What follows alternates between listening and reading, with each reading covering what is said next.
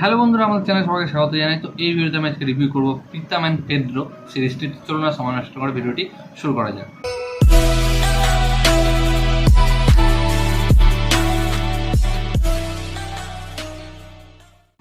তো এই যে প্রীতম অ্যান্ড পেদ্রো সিরিজটা রয়েছে, তো এক কথায় বলা যেতে পারে যে এটা সিরিজের দিক থেকে ডেবিউ করেছেন রাজকুমার হিরানি। কারণ রাজকুমার হিরানি আপনারা জানেন খুব ভালো ডিরেক্টর, এবং তিনি আজ পর্যন্ত সিরিজ করেননি, বাট এই প্রথম সিরিজ করলেন।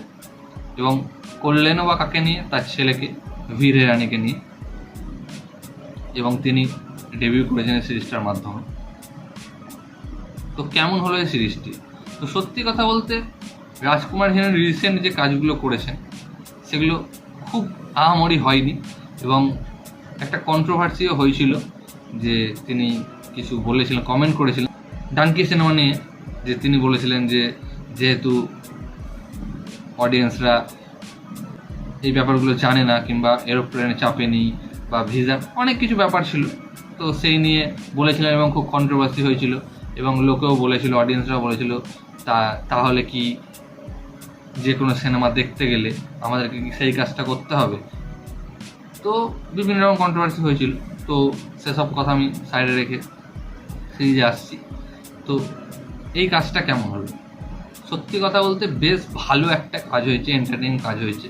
হ্যাঁ, তো খারাপ নেই সেটা বলছি না, খারাপও আছে। তবে এখানে আমরা ভীর হিরানি, আরশাদ ওয়ারসি, বামান হিরানি, মোনা সিং এদেরকে দেখতে পেয়েছি। বামান হিরানি, মোনা সিং প্রায় বলা যেতে পারে একটা ক্যামিওই, এদের তেমন কোনো রোল নেই। মেন দুটো ক্যারেক্টার ভীর হিরানি প্রীতম এবং আরশাদ ওয়ারসি পেদ্রো। তো এই দুটো ক্যারেক্টারকে নিয়ে এই সিরিজটা চলে, একটা কিডন্যাপিং কেস নিয়ে। হ্যাঁ, আরেকটা কথা, আরেকজন এখানে রয়েছে, সেটা আর কেউ নয়, বিক্রান্ত মাসি।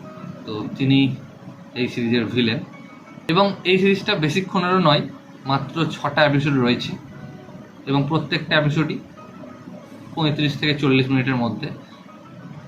আপনাকে শেষ করতেও বেশি টাইম খরচ করতে হবে না, এবং আপনি যদি একবার এই সিরিজটা চালান তো শেষ করেই ছাড়বেন, কারণ ছোট লেন্থ প্লাস একটু এনগেজিং, ভালো লাগবে।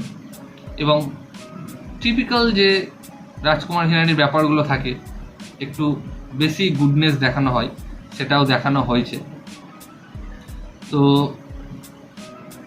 গল্প কিন্তু কিছু আহামরি নেই, গল্প সিম্পল গল্প। এরকম আমরা প্রচুর গল্প দেখেছি কিডন্যাপিং নিয়ে, বাট এই কিডন্যাপিং যে ব্যাপারটা, যে বিক্রান্ত মাঝি কিডন্যাপ করে নিয়েছে একজন এমপির ছেলেকে, এবং এই কেসটা যেভাবে হ্যান্ডেল করা হচ্ছে, প্রীতম যে একজন সাধারণ ছেলে এবং পেদ্রো যিনি পুলিশ। তো প্রীতম সাধারণ ছেলে হলো টেক জিনিয়াস। তো পেদ্রো নিজেকে বাঁচানোর জন্য বা চাকরি বাঁচানোর জন্য প্রীতমকে নিয়ে এসে যে কাজগুলো করায়, এবং যেইভাবে প্রীতম এই কেসগুলোকে সলভ করে, যেইভাবে আমাদেরকে টেকনিক্যালি এই হ্যাকিংয়ের ব্যাপারটা কিংবা কেসকে সলভ করার ব্যাপারটা দেখিয়েছে, বেশ ভালো। এবং প্রথম কাজ হিসাবে ভীর হিরানির যে অ্যাক্টিং, সেটা বেশ ভালো। আমার মনে হয় যে তিনি যদি অন্য এর থেকে ভালো কিছু কাজ পান, একটু পোটেন্সিয়াল কাজ, মানে অ্যাক্টিং স্কিলটা রয়েছে, আরও মানে বেরিয়ে আসবে, যেটা বেশ ভালো। আর এই যে সিরিজটা চলে সেটা গোয়া সিটির মধ্যেই চলে, গোটা গোয়া সিটিটাকে দেখানো হয়েছে। এবং রাজকুমার হিরানির একটা জিনিস আপনি লক্ষ্য করবেন, যে তিনি একটা ক্যারেক্টারকে এতটাই মানে ভালো করতে চান, গুডনেস দিতে চান, যেটা তার মানে নেগেটিভ হয়ে যায়। তো এখানেও তাই হয়েছে, মানে একটা পুলিশকে এতটাই তিনি ভালো করে দিয়েছেন, যেটা কখনোই হয় না। পুলিশ একটু মানে রাফ অ্যান্ড টাফ, একটু অ্যাংরি হয়, এত ভালো পুলিশ আপনি দেখতে পাবেন। যেহেতু এটা রাজকুমার হিরানির সিরিজ, তো সেই কারণে এটা দেখানো হয়েছে, বাট এটা ঠিক খাপ খাচ্ছে না। যেহেতু সিরিজটা এমন করে তৈরি করা হয়েছে, ওই জন্য মনে হচ্ছে না ঠিক আছে, বাট সেরকম নয়। এবং সিরিজটাকে যেভাবে এন্ডিং করা হয়েছে, এন্ডিংয়ে আপনি খুব মজা পাবেন, কারণ এন্ডিংটা দারুণ, মানে মানে আনএক্সপেক্টেড বলা যেতে পারে। মানে লাস্টে যেভাবে কেসটা সলভ হচ্ছে এবং যেভাবে দুটো ক্যারেক্টার আমি বলবো না, যে দুটো ক্যারেক্টারকে নেওয়া হয়েছে আনএক্সপেক্টেড, কেউ চিন্তাই করতে পারবে না, এবং যে একজন যিনি রয়েছেন তার কথা কেউ ভাববেই না। আপনারা যদি এই সিরিজটা দেখেন তাহলে বুঝতে পারবেন। জিও হটস্টারে অ্যাভেলেবল রয়েছে। তো লাস্টের সিনটা দেখে আমি অবাক হয়েছিলাম এবং হেসেছিলাম। হিউমার তো একটু রয়েছে, তো ভালো লাগবে দেখুন।